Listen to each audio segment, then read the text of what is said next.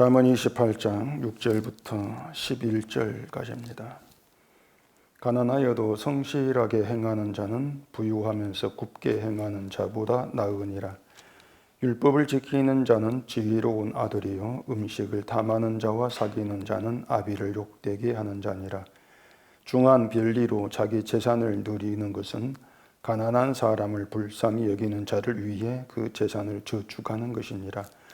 사람이 귀를 돌려 율법을 듣지 아니하면 그의 기도도 가증하니라. 정직한 자를 악한 길로 유인하는 자는 스스로 자기 함정에 빠져도 성실한 자는 복을 받느니라. 부자는 자기를 지혜롭게 여기나 가난해도 명철한 자는 자기를 살펴 아느니라. 아멘. 기도하겠습니다. 우리가 자신을 살펴 알게 되어지는 그 기회는 말씀 앞에 나왔을 때입니다. 오늘 이 말씀을 통해서 우리를 살펴 우리가 어떠한 자인가를 알게 하시고 그런 우리에게 행하신 하나님의 일이 어떠함을 깨달아서 오직 그 하나님의 일하심만 나타내고 또한 감사하고 증거하는 저희가 되게 해주시옵소서. 예수님 이름으로 기도합니다. 아멘. 우리가 성경을 보게 되면은 어렵다 그런 느낌을 받지 않을 수가 없습니다. 특히 예언서 성경들을 보게 되면은 뭔가 좀 판타지 소설을 보는 같은 그런 느낌이 들게 될 수가 있고, 그런 예언서는 어떤 아예 어렵다는 생각을 넘어서 해석 불가다, 도무지 해석을 못하겠다 그런 생각을 하게 되죠. 그래서 그런 내용들은 대충 읽고 지나갈 수밖에 없는데, 근데 사실 우리가 이 성경 전부를 보면서 어렵다 이렇게 대하는 것은 아니라고 할 수가 있습니다. 예를 들어서 여호수아 1장 9절에 오면은 강하고 담대하라, 두려워하지 말며 놀라지 말라, 내가 어디로 가든지 내 하나님 여호와가 너와 함께 하느니라, 이런 말씀을 이제 하고 있는데, 그런 구절을 보면서 이 사람들이 어렵다 이렇게 생각하는 사람은 아마 거의 없지 싶어요. 누가 읽어도 그런 내용을 통해서 내가 어디로 가든지 하나님께서 함께 하시고 도우실 것이니까 어떤 일에서든 두려워하지 말고 강하고 담대하라, 그런 뜻으로 보게 되고 또 그렇게들 받아들인단 말입니다. 그렇게 볼 때는 그런 구절은 전혀 어렵다는 느낌을 이제 받는 것이 아니라 오히려 은혜가 된다, 그렇게 반응을 하게 되어지는 것이죠. 근데 이제 이 성경을 그렇게 어떠한 구절은 어렵게 보고 어떤 것이 이해가 된다 이렇게 이제 나누어지게 되어지는 것은 결국은 이 성경을 사람의 언어에 대한 이해로 본다, 언어에 대한 그 자기 이해 속에서 성경을 본다, 이런 의미가 되는 것입니다. 자, 그렇기 때문에 이 성경이 어려운 내용도 있는데 누가 읽어도 알아들을 수 있는 말씀도 있다, 그렇게 생각을 하게 되는 것이에요.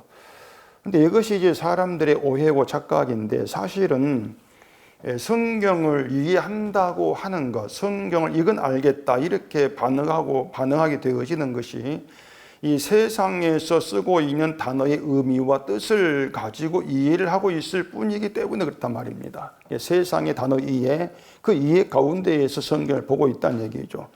근데 그걸 이제 성경을 내가 읽고 이해하는 것으로 이렇게 잘못 알게 되는 것입니다. 지난 수요일에 말씀드린 3절에 가난한 자를 학대하는 가난한 자는 곡식을 남기지 아니하는 포구 같다, 이렇게 이제 말씀을 하고 있는데, 거기에 가난이라는 단어가 있고 학대라고 하는 단어가 있습니다. 이 가난, 학대, 이 단어의 의미는 누구나 다 안다 이렇게 이제 생각을 하죠. 유치원을 다니는 아이들도 가난이 뭔지 학대가 뭔지 지금 이런저런 TV를 통해서나 얘기를 통해서 듣고 아는 단어란 말입니다. 결국은 어른들이 가난 학대를 안다는 그 뜻이 이 아이들이 알고 있는 그 의미와 다르지가 않은 거예요. 가진 것이 없는 사람이 가난한 것이고 또 누군가를 괴롭히는 나쁜 행동이 학대하는 것이다, 모두가 다 그렇게 알고 있단 말입니다. 그런데 그렇게 내가 알고 있는 그 단어의 뜻을 가지고 이 성경을 보게 되었지만 결국에 자기도 가난하면서 다른 가난한 사람을 괴롭혀 그건 포구가 곡식을 남기지 않고 쓸어버리는 것처럼 아주 나쁜 악한 죄다, 이런 의미로 이제 받게 되어지는 것이죠. 그리고 그런 해석이 성경 단어를 같은 이해로 의미로 이해하는 그런 사람들 속에서 서로 소통을 하는 그런 결과가 된단 말입니다. 사람들이 결국 성경을 내가 아는 단어의 의미 속에서 풀고 해석을 하면서 그걸 가지고 난 성경 안다, 이건 이해가 된다, 이렇게 반응을 하게 되어지는데 그것들이 다 착각이고 오해라고 하는 것이에요. 성경에서 나오는 단어라고 하는 것들이 우리가 세상에 쓰고 있는 그런 의미 속에서 되어지는 단어가 아닙니다. 일단 그것을 좀 아셔야 되는 것이에요. 그러니까 이 성경에서 말한 가난이라고 하는 것도 단순히 가진 것이 없는 사람, 돈 없는 사람 이렇게 말하지 않고 있다고 하는 것이에요. 근데 이 성경에서 말하고 있는 가난의 의미를 모르게 되어지면은 이 3절이 앞에서 말한 것처럼 자기도 가난하면서 다른 가난한 사람 학대하는 것을 이제 악한 행위로 지적하는 그런 내용으로 받게 되어지는 것이고, 그게 도덕이 되어진단 말입니다. 자, 그럼 이 3절에서 가난이라고 한 단어를 죄인이라는 단어로 바꿔보십시다. 죄인으로. 그러면은 죄인을 학대하는 죄인은 이런 이제 말이 되겠죠. 이렇게 말할 때 중요한 것은 이 성경에서 말하는 죄가 무엇인가 알아야 되겠죠. 성경이 말하는 죄를 알아야만이 죄인을 알 수가 있는 것이에요. 성경의 죄를 모르면서 죄인을 안다, 이렇게 얘기할 수는 없단 말입니다. 그런데 죄를 모르면서 자기를 죄인이라고 또 고백한다고 하는 그런 사람이 있어요. 그게 거짓된 것이란 말입니다. 죄인이 아닌데 죄인 행세를 이제 하려고 한다고 하는 것이죠. 죄가 무엇인가를 알고 성령으로 인해서 그 죄를 책망받는 그런 사람들이 있습니다. 이들을 참된 죄인, 성도라고 했을 때에 그 참된 죄인이 거짓된 죄인에게 학대를 받는 그런 사태가 있다, 그것입니다.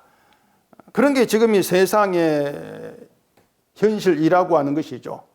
자, 그렇게 해서 우리가 안다고 하고 행한다고 하는 모든 것이 잘못된 것, 우리의 어떤 오해고 잘못된 생각이다, 이걸 드러내고 성령이 오셔서 십자가를 알게 하고 주의 피로 용서받은 자로 세상에 남기시는 것, 자, 그렇게 주의 일을 믿는 자로 남기시는 이것이 이제 하나님께서 행하시는 일로 그렇게 드러나지고 있다는 거예요. 그러니까 성경이 하나님이 이 일하시면 드러낸다고 했을 때에는 일단은 우리의 인간의 일은 부정이 돼야 돼요. 인간의 일을 부정하는 가운데에서 하나님의 일하심이 드러났단 말입니다. 인간의 일은 그대로 있는데 하나님 일하심도 같이 등장한다.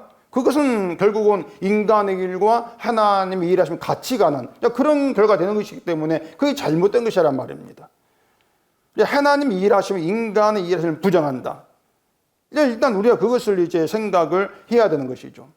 인간의 일을 부정하기 위해서는 결국 인간은 죄인으로, 아무것도 행할 수 없는 죄인으로 나와줄 수밖에 없다는 것입니다.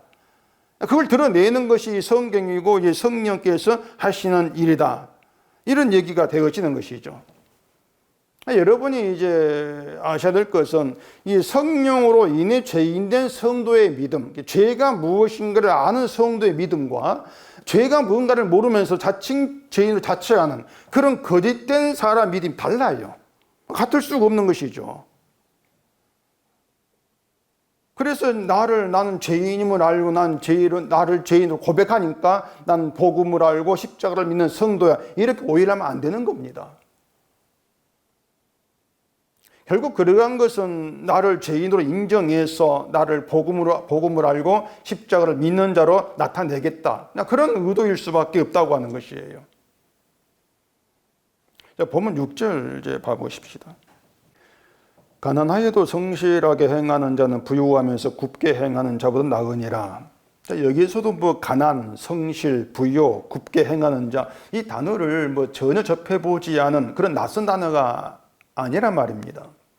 우리가 알고 있는 그런 단어들이죠. 그러면은 자, 이걸 우리가 알고 있는 단어의 의미에서 해석을 이제 한다면 결국에 가난하여도 성실하게 행한다, 그 얘기는 비록 가난하지만 잘못된 방법으로 돈을 벌려고 하지 않고 열심히 일해서 먹고 사는 이런 것으로 설명을 하게 될 수밖에 없어요. 가난해도 부정한 일을 안 하고 성실하게 일해서 먹고 산다, 그런 뜻으로 본단 말입니다. 그리고 또 부유하지만 굽게 행한다, 이 얘기는 부자인데도 옳지 못한 방법으로 돈을 더 벌려고 하는 거, 그렇게 생각을 하게 되겠죠. 이것이 이제 인간이 이해한 단어 속에서의 해석이고 그게 성경을 오해하고 있는 것이에요. 자, 그럼 6절에서 부유하면서 굽게 행한다. 이것부터 생각해 보십시다. 제가 이것을 욥기에 나오는 그 사탄을 통해서 말씀을 드리고 싶은데 일단 성경을 보십시다. 욥기서 1장입니다. 욥기 1장 8절입니다. 여호와께서 사탄에게 이르시되 내가 내 종 욥을 주의하여 보았느냐 그와 같이 온전하고 정직하여 하나님을 경외하며 악에서 떠난 자는 세상에 없느니라.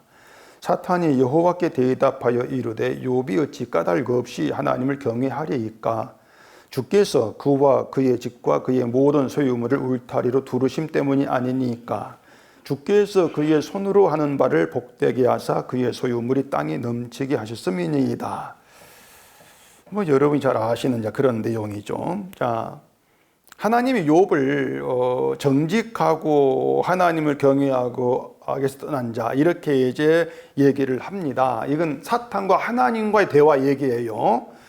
그 말을 들은 사탄이 하나님 말씀에 이제 반박을 해요. 어떻게 반박하냐면은 까닭 없이 욥이 까닭 없이 아무 이유도 없이 하나님을 경외하겠습니까? 이렇게 이제 반박을 한단 말입니다. 뭔가 까닭이 있다는 얘기죠. 그 까닭이 뭔가 하면은 아니 하나님 욥에게 뭐 이것저것 많은 걸 줬으니까 부자되게 했으니까 하나님을 경외하는 건 아닙니까?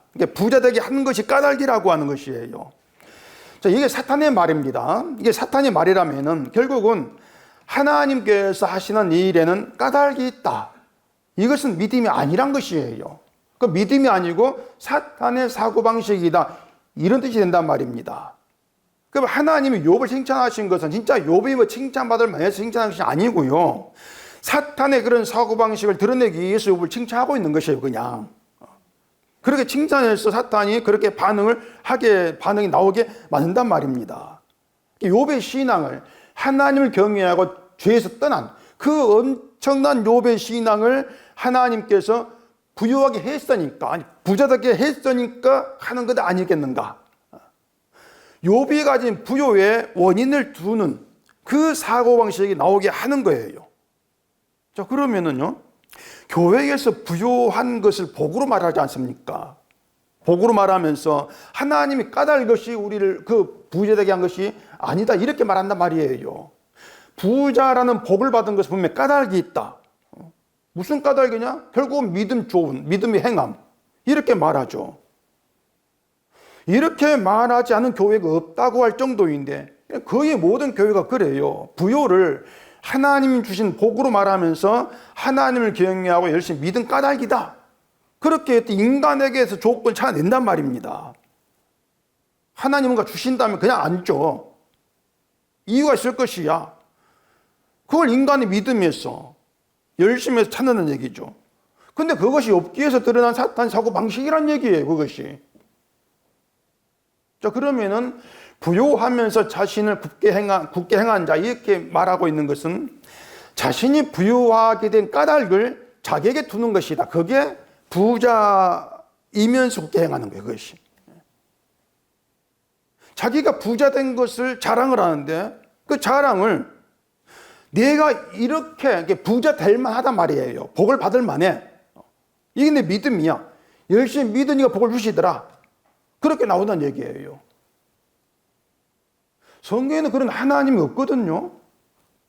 결국 그렇다면은 인간에게 까닭을 두고 그 까닭 때문에 인간 때문에 뭔가 복을 주시고 부자되게 하시는 그 하나님을 얘기하는 것은 사탄이 만들어낸 가짜 하나님 우상이 된단 말입니다. 그러면 이제 그 앞에 가난하여도 성실하게 행하는 자가 누구인가 보십시다. 성실이라고 하는 것은 열심히 성실하게 일하는 그 성실이 아니고요. 흠이 없는 완전함을 얘기해요. 그게 성경의 성실이에요. 흠이 없는 완전하다. 우리가 하는 성실과 다르죠. 자, 우리는 이 성실하는 초점을 사람에게 둡니다. 사람에게. 말씀드린 것처럼 가령 음식 장사하는 사람이 매일 새벽부터 나와가지고 저녁까지 열심히 일하는 그걸 보면서 참 그 사람이 성실해 이렇게 말하지 않습니까?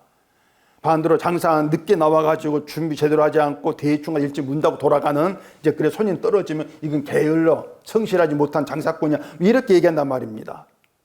우리는 성실하다고 하는 것을 그 사람의 행동, 행위를 두고 판단을 얘기를 하고 있는데, 근데 그 열심을 낸다는 그 성실도 결국은 자기를 위해 성실한 것이에요. 결국은 자기를 위해서.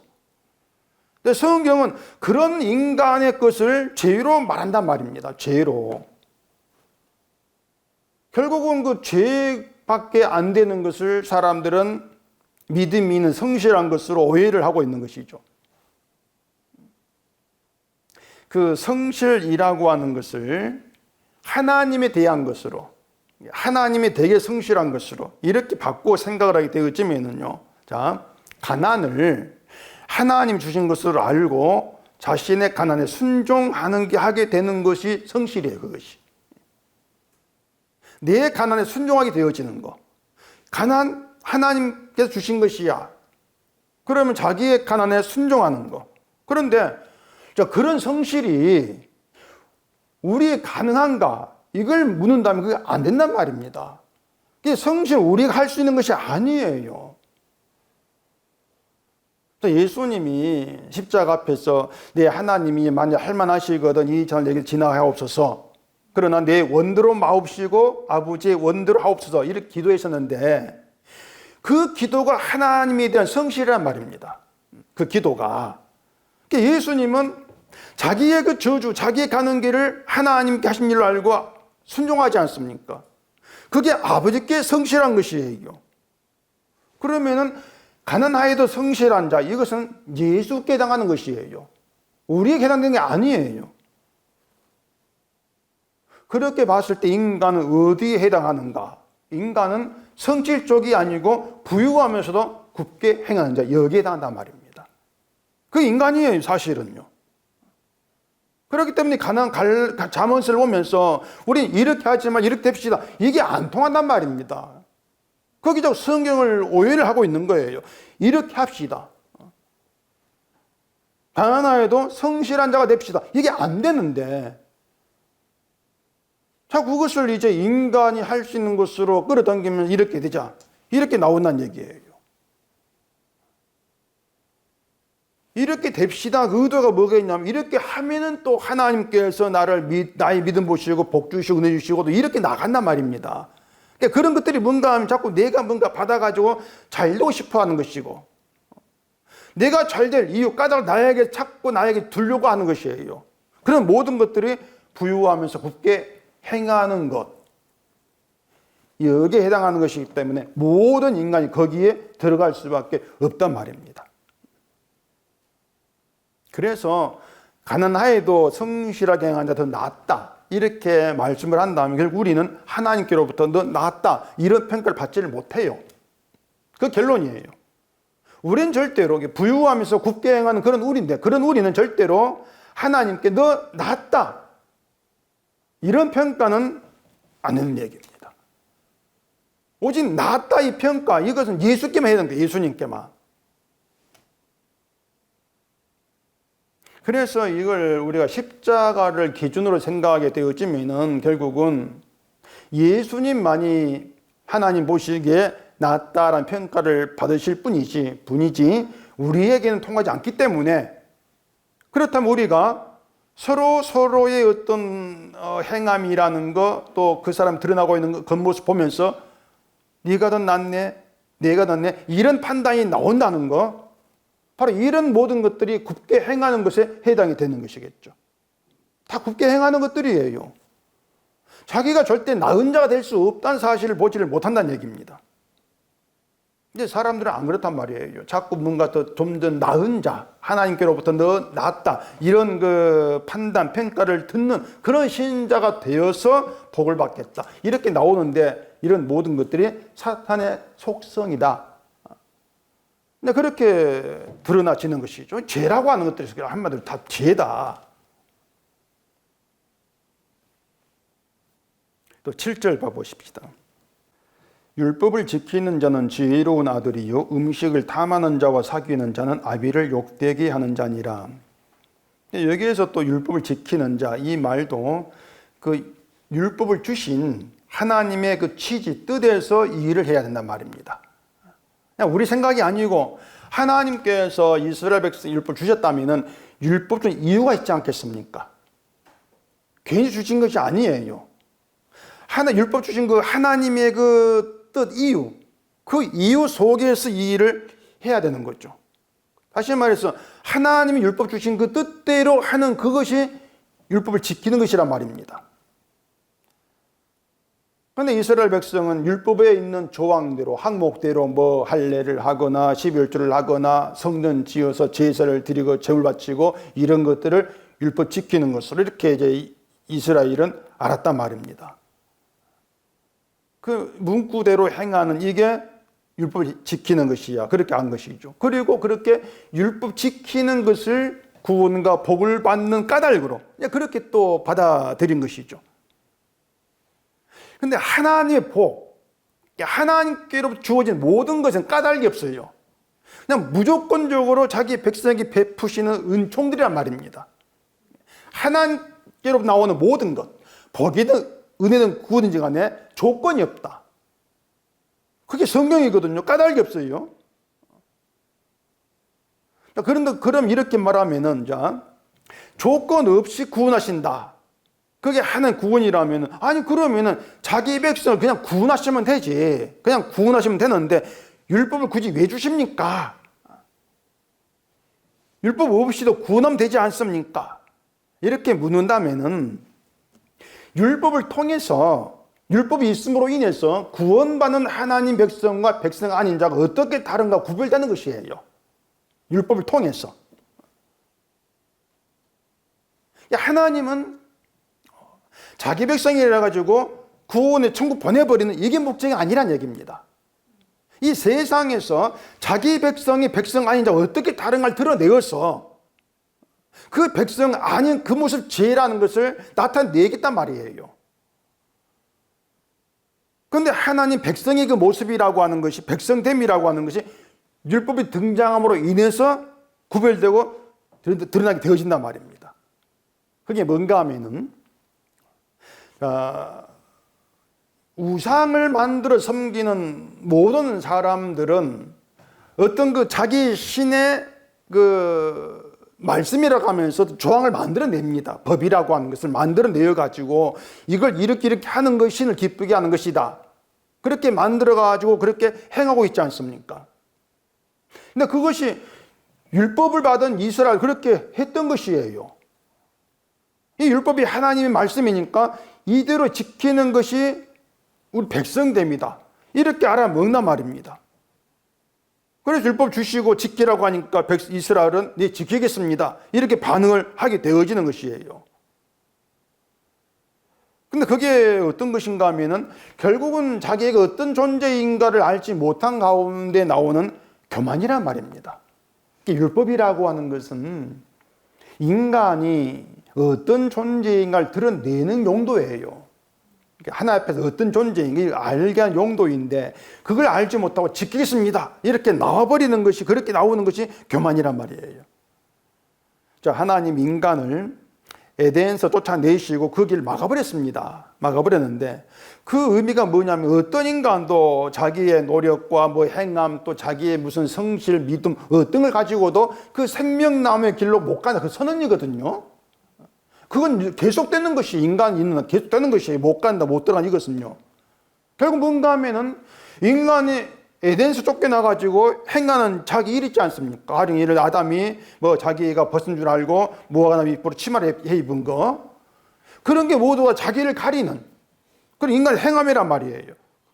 그 인간의 일들이 구원에 아무 가치가 없다는 겁니다. 아무 쓸모가 없어. 아담이 자기 부끄러운 것을 가린다 해가지고 생명나무의 길에 들어갈 수 있는가? 못 들어가는 거예요. 어떤 일을 당한다 할지라도. 자, 그러면 하나님께서 그렇게 일하신 이유가 뭐냐? 결국은 우리로 하여금, 인간으로 하여금 자기가 행하는 것으로는 구원에 이를 수 없다. 이걸 알고 하나님이 하신 일을 보라는 겁니다. 너희가 하는 일 그거 보지 말고 내가 하는 내 일을 봐라 그거예요. 사람의 그 시선을 자기 일과 하나님의 두 군을 동시에 보지를 못합니다.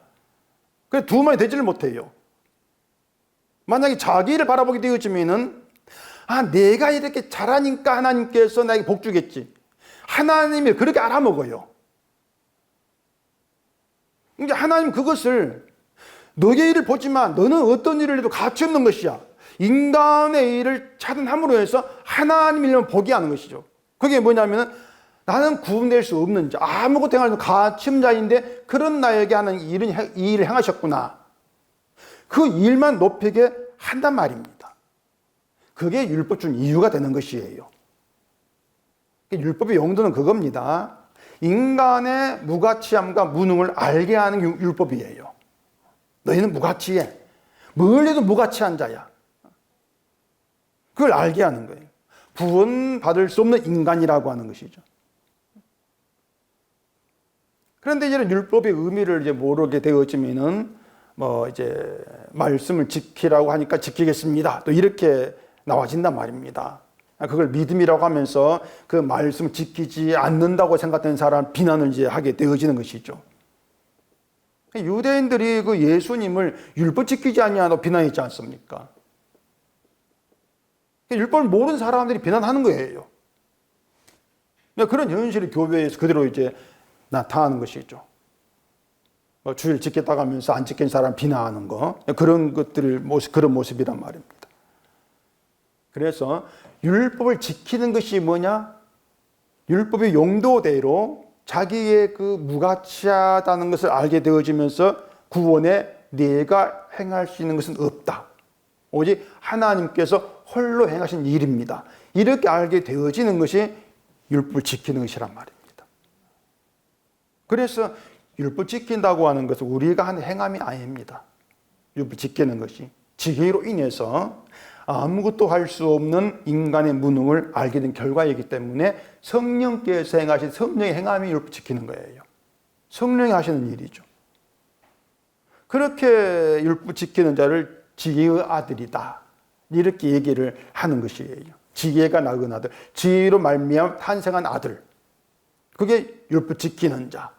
이렇게 되어지는 거죠. 그래서 지킨다는 그 말 속에 우리가 할 수 있는 실천 들어가지를 못해요. 그런데 율법 지키는 그 얘기 다음에 나오는 것이 음식을 탐하는 자와 사귀는 자는 아비를 욕되게 한다. 또 이런 말이 있단 말입니다. 이것도 이제 이스라엘을 예로 들어서 이제 말씀을 드리는 게 좀 쉬울 것 같습니다. 민수기 11장을 가보십시다. 민수기 11장 4절입니다. 그들 중에 섞여 사는 다른 인종들이 탐욕을 품음에 이스라엘 자손도 다시 울며 이르되 누가 우리에게 고기를 주어 먹게 하랴? 우리가 애굽에 있을 때에는 값없이 생선과 오이와 참외와 부추와 파와 마늘들을 먹은 것이 생각나거늘 이제는 우리의 기력이 다하여 이 만나 외에는 보이는 것이 아무것도 없도다 하니. 자, 이스라엘 자손이 이제 애굽에 있을 때 먹었던 것들이 생각나서 운다, 이제 그런 내용인데, 그 운다고 하는 것은 이제 그 애굽에서 먹었던 것을 못 먹는 지금 자기들 신세가 참 처량하다, 한탄이 되는 것이죠. 한마디로 신세 한탄입니다. 그게 울음으로 나오는 거예요. 그런데 이제 주지할 게 뭔가 하면은 그 울음 앞에 뭐가 나오냐면은 이스라엘 중에 섞여 사는 다른 인종 탐욕을 품었다, 이게 나와요. 그리고 이스라엘은 다시 울었다, 이렇게 돼 있단 말입니다. 그 이스라엘이 출애굽할 때에 다른 인종들도 섞여 나왔습니다. 이스라엘만 나온 것이 아니고 다른 인종들이 섞여 나왔는데 그들이 음식에 탐욕을 품은 거예요. 그걸 따라서 이스라엘도 다시 우는 거죠. 음식 때문에. 그 얘기란 말입니다. 이 다른 인종이 뭔가 하면은 하나님과 상관없이 애굽에서 이스라엘처럼 노예 생활을 하다가 그게 힘들어서 이스라엘 속 끼어서 탈출한 자들이다, 이렇게 이제 볼 수가 있는 거예요. 그런데 이스라엘을 따라 나왔는데 그들도 결국에는 이스라엘 따라 나가면은 뭔가 좀 달라질 것이라는 생각이 들지 않았겠습니까? 그런 생각 품고 나왔겠죠. 더 힘들까? 그걸 안다면 누가 나오겠습니까? 있지, 그냥. 뭔가 나아질 거야. 그 이제 착각, 그것을 생각, 오해를 하고 따라 나왔는데 먹을 것도 못 먹고 힘든 상황이 되는 것이에요. 그 속에서 그들도 이스라엘 똑같이 애굽이 먹었던 것을 그리워한단 말입니다. 아니 그냥 있었으면은 거기서 먹었던 것이나 제대로 먹을 건데 괜히 나왔다고 후회를 하게 된단 말이에요. 그걸 탐욕이라 말한 것입니다. 탐욕. 그것을 본 이스라엘 자손도 따라가는 거예요. 그게 또 생각나는 거예요. 그러면서 울었는데, 먹는 거 울었는데 그것을 두고 음식을 탐하는 자와 사귄다, 이런 의미로 올 수 있다 그 말입니다. 음식을 탐하는 그 다른 인종의 사람 탐욕, 거기에 사귄다, 그런 얘기예요. 그게 뭔가 하면은 하나님이 이스라엘을 은혜로 끌어냈는데 은혜를 모르니까 그 다른 인종의 탐욕, 이것이 무가치한 거, 이거 악한 것임을 깨닫지 못하는 거예요. 그것을 악한 것으로. 그러니 그들처럼 자기들도 탐욕 가운데서 운단 말입니다. 따라가는 거예요, 그냥. 이스라엘은요, 애굽에서든 광야에서든 하나님 은혜로 사는 사람들입니다. 어린 양의 피로 인해서 장자 재앙에 살아난 것이나 애굽 군대는 다 빠져 죽은 홍해에서 건진받은 것이나 모든 것들이 하나님의 은혜가 너희를 살게 해, 이걸 말해준 증거물들이에요. 애굽에서 먹었던 것을 먹든 먹지 못하든 그들은, 이스라엘은 은혜가 살게 하는 그 가운데 있다 그 말입니다. 이건 변하지가 않아요.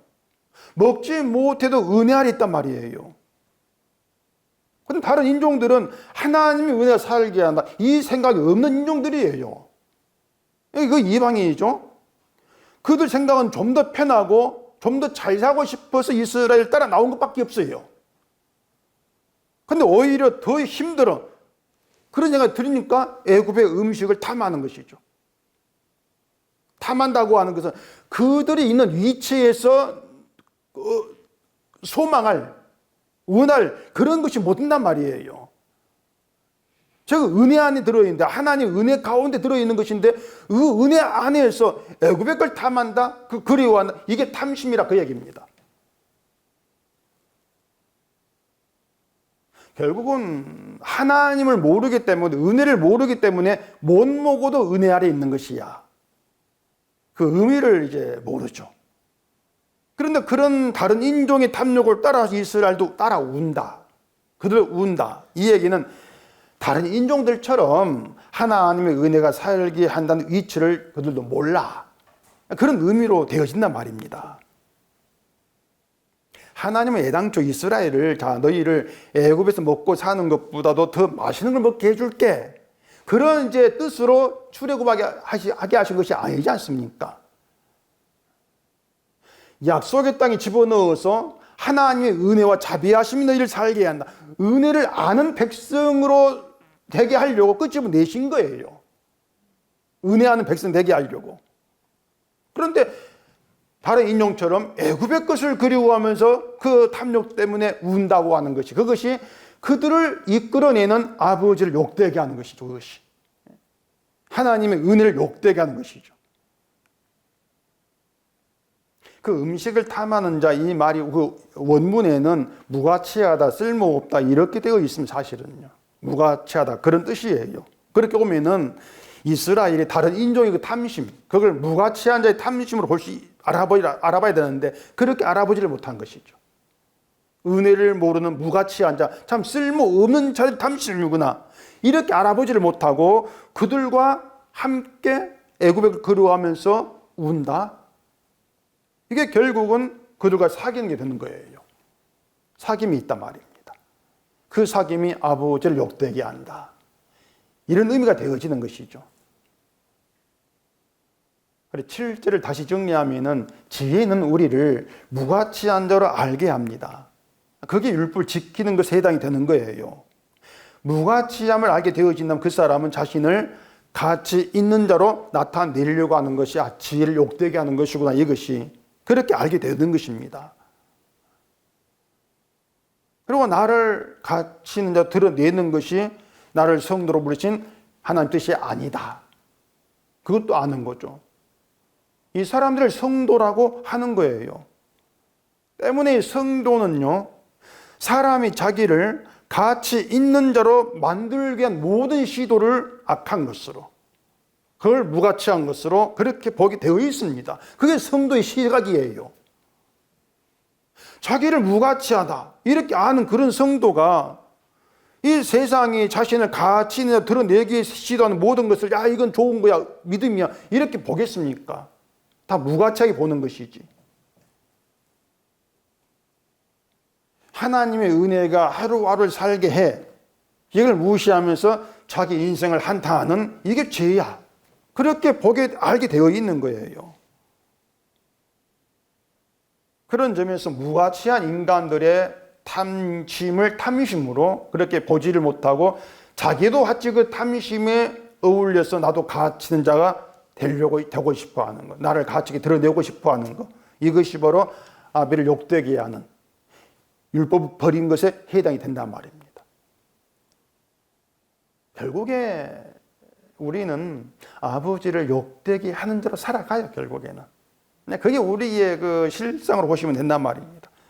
늘 내 어떤 나의 가치, 내가 사람들에게 어떻게 드러날까, 거기에 우리는 늘 신경 쓰지 않습니까?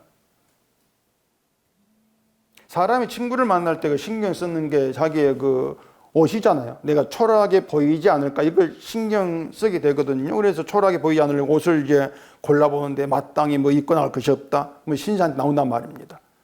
지금까지 내 삶이 뭐 했나.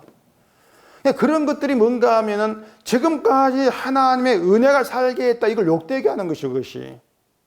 은혜가 살게 했는데. 그 하나님의 은혜가 좋은 옷으로 드러난 건 아닌데.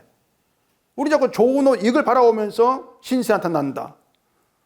그게 우리가 아버지라 부른 하나님을 욕되게 하는 것이에요. 이스라엘이 애굽에 먹었던 것을 그리워하는 것, 우는 것과 똑같다 그 말입니다. 이런 인간을 우리가 무가치한 자로 바라보지 않는 것이고 그게 음식을 이제 탐하는 자와 사귀는 이러한 모습에 해당이 된다고 하는 것이죠. 한마디로 인간은 하나님의 은혜를 제대로 바라보지를 못해요. 알지를 못하는 그 뜻입니다. 은혜를 몰라요. 하나님 이스라엘 백성을 구름기둥, 불기둥으로 인도하신 것은 이스라엘이 뭘 먹는가 이것과 상관없이 하나님의 은혜알이 있다 그 뜻이거든요. 하나님 은혜알이 있어 그거예요. 무엇보다도 이스라엘 앞에서 인도한 언약궤였습니다. 늘 언약궤가 그들 앞에 인도를 했어요. 언약궤가 의미하는 것은 이스라엘의 어떤 죄 가운데 있다 할지라도 하나님의 용서의 자비하심이 그들이 함께한다. 인도한다. 그 뜻이지 않습니까? 하나님의 용서의 자비가 그들을 이끌고 있단 말이에요. 어떻게 산다 할지라도 이게 이스라엘 은혜의 그게 진짜 은혜의 현실이에요. 그것이 이스라엘에. 못 먹어도 결국은 하나님 용서 안에 있다.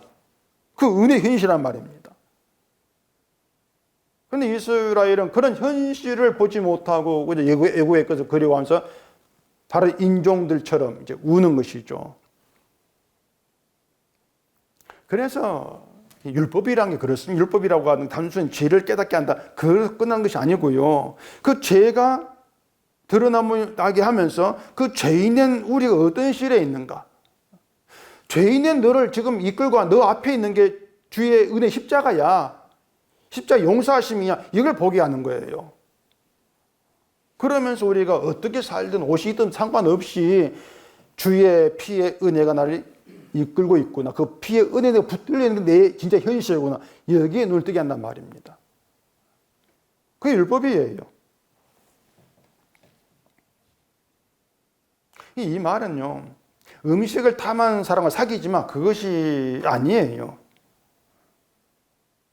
우리는 인간을 은혜를 아는 자와 은혜를 모르는 자 이렇게 구별해 보지를 않습니다. 사실은요. 인간을 구별할 때에. 우리는 그런 시선이 없어요. 항상 육신을 바라보죠.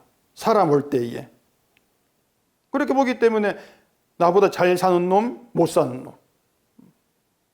그렇게 구별해 보면서 잘 사는 놈 앞에서 신세한테 나온단 말입니다. 그걸 고치려고 하지 마시고요. 그걸 고치란 것이 아니고 그런 것들이 그것이 주의 원수로 행하는 죄라는 걸 알자 그겁니다. 그걸 고치자게 되어지면 뭔가 고치려고 하는 그게 또 내가 바람직하게 뭔가 또 믿음 있게 보일 수밖에 없어요. 고치려고 해도 안 되고요. 근데 고치라는 것이 아니고 그 모습이 주의 원수로 행하는 것이다. 결국은 우리가 나를 뭐 죄인이라고 고백하든 믿음으로 얘기하든 교회를 나오든 뭘 하든지 간에 나는 결국은 주의 원수를 행하는 자밖에 안 된다. 오직 그 결론, 그게 우리 결론을 모아진단 말입니다. 그리고 그러한 나의 죄 때문에, 그런 나로 인해서 나 때문에 예수님께서 피 흘려 죽으셨다. 이걸 깨닫고 무능한 죽은 자로, 그냥 죽은 자로 주의 피를 따라가는 거. 그게 성도입니다. 그들이 성도이고 그게 율법 지키는 것이다. 그렇게 이제 알아보시면 되는 거예요.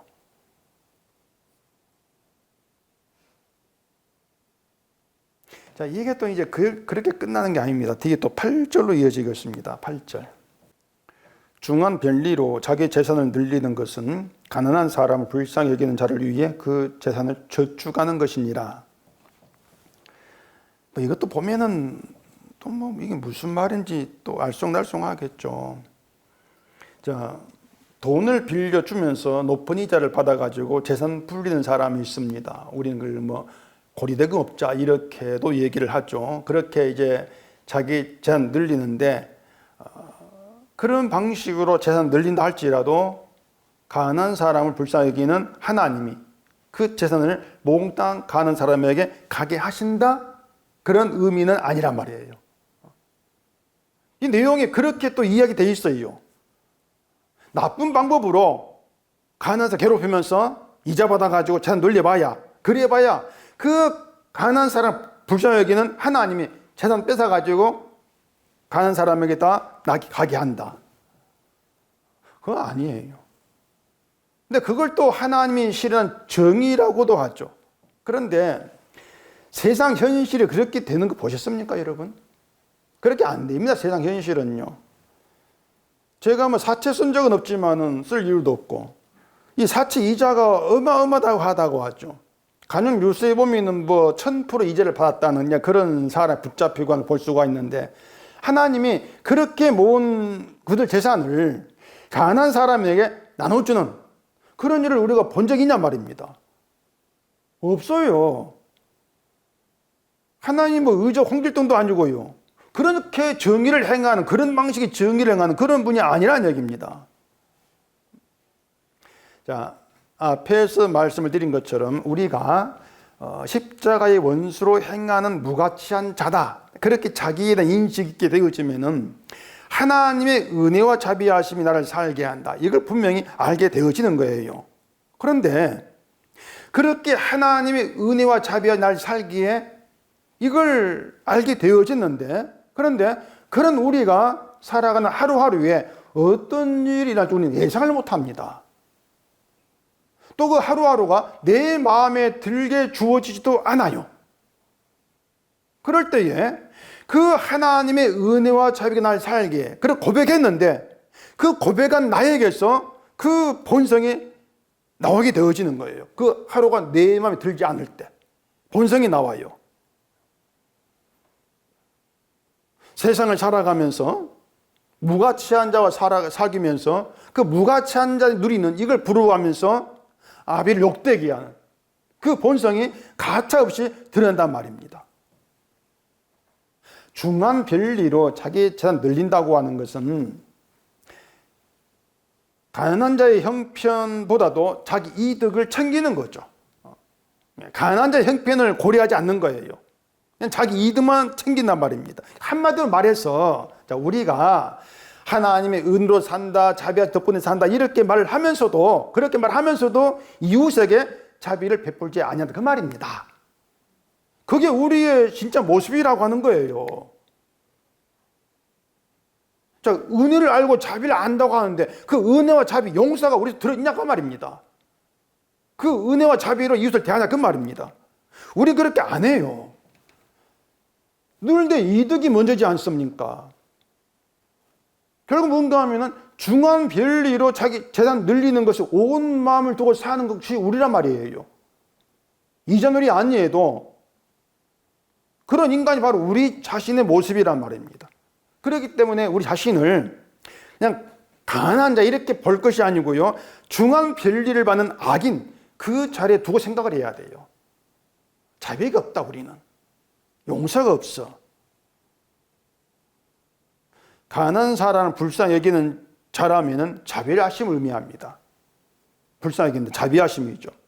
하나님이 자비하심인데 하나님이 그 하나님의 자비하심을 위해서 저는 저축하는 얘기예요. 이게 무슨 말인가 하면은 우리가 하나님의 자비를 얘기하면서 자비함이 없이 오로지 나를 위해 살아가는데 하나님은 우리가 모은 것들을 하나님의 자비를 알게 하고 증거하는데 사용하신다는 얘기입니다. 우리가 모은 것들을 하나님 뺏어가다 어떤지 간에 그걸 통해서 내가 이런 자였구나 그러면서 하나님의 자비를 아는 데 사용을 하신다는 얘기예요. 그러니까 은혜를 감사하지 않고 자비하심 받았다 가면서 자비함이 없이 오로지 나에게 모든 관심을 두고 살아가는데 그걸 죄다 이렇게 말해보십시다. 죄라면은 하나님이 징벌을 해야 되는데 징벌이 없어요. 중한 별리로 내 재산 늘려도 징벌이 없어요. 그 이유가 뭔가 하면은 우리가 살고 있는 건 모든 것이 심판에 해당한다는 것을 율법으로 드러내고 알게 하시면서 결국 지금 나를 살게 하시는 것은 하나님의 자비하심이구나. 이걸 깨닫는 길 우리를 이끌어 가신다는 얘기예요. 그러니까 우리는 정말 내가 나만 위해 살아가면서 번 돈이 있는데 그런 본들을 우리가 보게 될 때마다 내가 보니까 심판을 받아 마땅한 자구나. 내가 모은 것들이 증거란 말이에요. 심판을 받아 마땅하구나. 그걸 깨닫는 가운데에서 이런 내가 살고 있는 게 살게 하시는 것이 하나님의 자비하심이구나. 이걸 깨닫는 용도로 그렇게 사용하신다는 얘기입니다. 그렇게 하나님은 악함 가운데 살아가는 우리를 도구 삼아서 하나님의 은혜와 자비하심을 증거하신다는 것이에요. 이것이 불쌍한 자를 위해서 재산 저축한다. 그런 의미가 되어지는 겁니다. 하나님의 뜻을 위해서 재산이 쓰여진다는 우리 재산이, 우리의 것들이. 우리의 것을 가지고 하나님이 자비를 깨닫는 그런 용도로 다 사용하신다는 얘기입니다. 나 좋아라고 주시는 것이 아니고. 그렇게 율법은 우리를 그 행함이 아니라 하나님의 자비하심을 아는 길로 이끌어가요. 그래서 율법을 듣지 아니하면은 하나님의 자비가 아니라 자기 행함으로 나가게 되어지는 것이 인간이라는 얘기입니다. 그걸 9절에서 얘기하는 것입니다. 9절 보십시다. 사람의 귀를 돌려 율법을 듣지 아니하면 그의 기도차 가정하니라. 율법을 듣지 않는다고 하는 것은 하나님이 자비하심이 아니라 지키고 행할 것을 본다 그 말입니다. 율법의 그 의미가 뭔가를 아는 얘기예요. 그러면서 자기의 그 뜻대로 율법을 이해하는 것이죠. 그렇기 때문에 그런 사람 기도는 뭐가 되겠습니까? 이 율법을 지키고 행할 힘을 달라 이렇게 기도할 거란 말입니다. 그런 기도 많이 하잖아요, 사람들이. 말씀대로 살고 말씀을 지키고 순종할 힘을 주십시오. 그래 기도한 이유는 지키고 행하는 게 복이 된다고 생각하기 때문에 그런 기도 나오는 거예요. 그것이 자기를 위해 기도하는 것이고 그래서 가정하다. 이렇게 얘기를 한단 말입니다. 자, 그러면 율법을 듣고 자비를 알게 된 성도의 기도가 뭐겠습니까? 그것은 결국은 하나님의 자비를 깨닫게 되어지고 그 자비하심을 증거하는 도구로 사용되기를 원하는 그런 기도가 나와지겠죠. 그게 주의 뜻대로 하는 기도예요. 자기 뜻이 아니고. 10절 보겠습니다. 정직한 자를 악한 길로 유인하는 자는 스스로 자기 함정에 빠져도 성실한 자는 복을 받느니라. 인간을 그 십자가라고 하는 시선으로 정직하게 바라보게 되어지면 인간에 대해서는 죄인이라는 것 말고 할 말이 없어요. 죄인, 그것이 인간에 대한 전부예요. 하나님의 진노를 받을 죄인이라고 하는 거죠. 뭘 해도 죄인이란 것입니다. 그러면 인간에게 악한 길이 뭐겠습니까? 그 죄를 행하는 게 악한 길 이렇게 볼 것이 아니고 인간의 의가 악한 길이 되는 것이에요. 인간의 의를 행하자. 그게 악한 길이에요. 이제 그게 사탄이 유혹하는 길이 되는 것인데, 결국은 자기의 의의 행함, 자기의 의로 인정을 받는 가치 있는 사람 되고자 하는 것이 악한 길이 된단 말입니다. 그것이. 따라서 사람은 스스로 자기 의라고 하는 함정에 빠져 사는 것이죠. 자기 믿음으로 구원받기, 이런 모든 것들이 자기 의라고 하는 함정에 빠져 있는 것이에요. 내 의가 복이 되고 구원이 된다, 이런 함정에 빠져서 그것이 멸망의 함정이라는 것도, 사탄의 함정이라는 것도 모르고 열심히 자기 의를 만들어가는 것이죠. 그냥 그게 지금 어떤 그 기독교인들 생각이지 않습니까? 그런 사람들이 내가 믿음으로 바르게 사는가 자꾸 점검을 해요. 그게 헛된 것임을 알지를 못하고 자꾸 자기를 점검하죠. 복은 성실한 자에게만 해당하는 겁니다. 아까 성실이 완전함을 얘기한다 말씀드렸는데, 그 완전함은 예수님께만 있지 않습니까? 예수께만 완전히 있어요. 결국은 율법을 듣고 인간의 실상을 깨닫게 되어지면서 하나님의 자비하심이 아니면 안 된다, 이걸 알게 되고, 그러면 그 자비가 어디에 있습니까? 십자가에 있죠. 자비는. 그리고 십자가 주의 피를 의지하는 것, 이게 복이에요. 그것이 주 안에 있다는 것이 이미 복을 얻은 자예요. 복이는 그게 복 있는 자예요. 복은 주 안에 있는 것이지 우리 행함이 있지 않단 말입니다. 주의 피가 복에 까닭인 것이지 우리의 어떤 그 행함이 복에 까닭이는 것이 없어요. 그런 율법을 듣게 되어지면 주를 바라보게 되는 것이죠. 그냥 주만 바라보는 거예요. 주의 자비하심, 십자가만.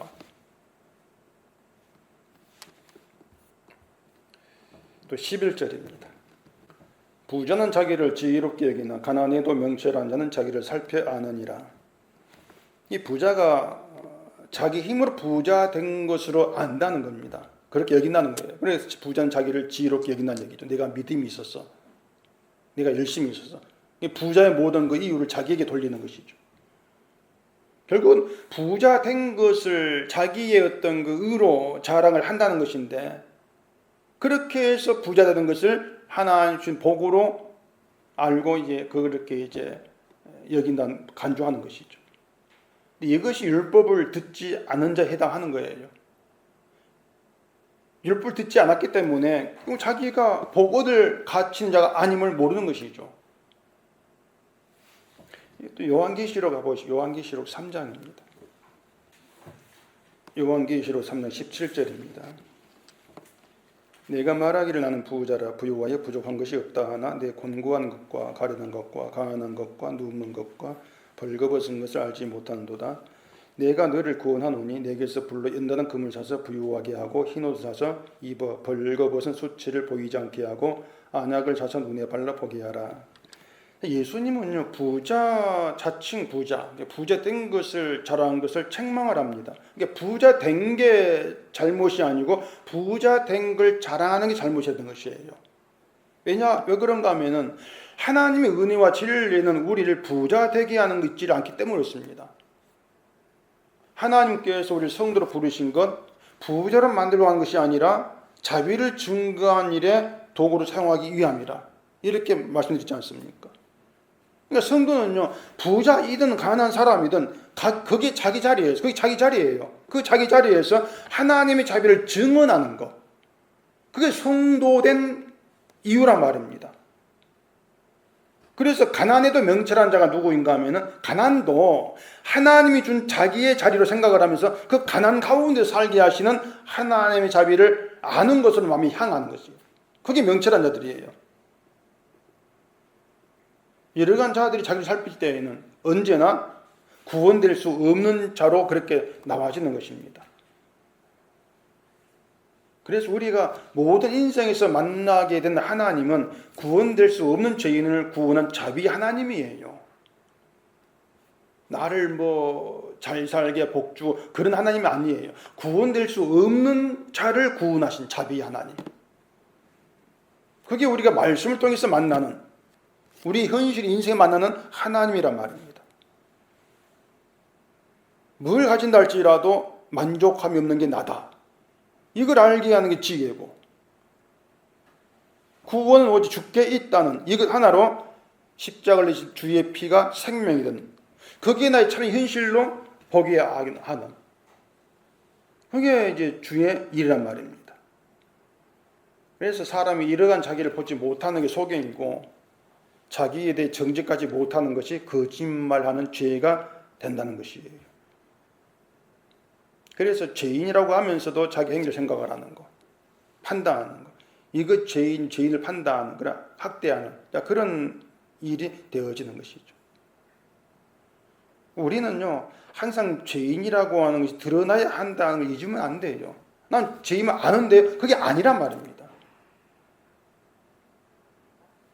죄인임을 안다고 하는데 우리 나오는 게 자비가 아니잖아요.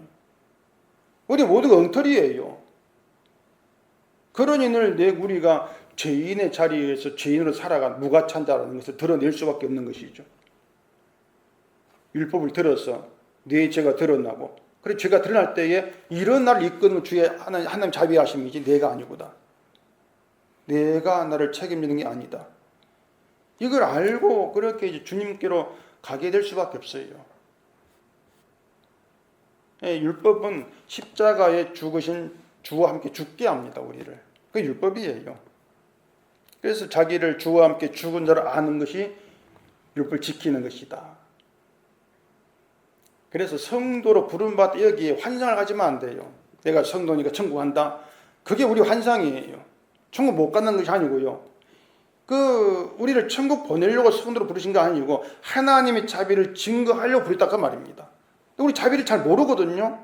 그러니까 하나님께서 우리를 우리의 뜻대로가 아니라 그 자비가 드러난 자비를 아는 길을 이끌어 하셨는데 그게 이제 우리에게는 내 뜻대로 되지 않고 내게 있는 것들이 나의 죄를 드러내는 용도로 자꾸 쓰여지고 한마디로 말해서 고생을 해요.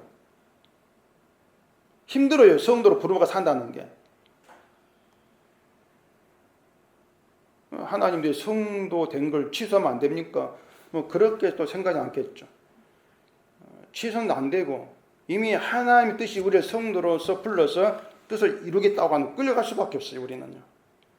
근데 그 성도로 끌려가면서 그걸 내가 내 입으로 버티는 것이 아니고요. 하나님께서 성령을 보내가 야 이건 이런 것이야 알게 하면서 그 순간순간 깨닫고 끌려가게 만든단 말입니다.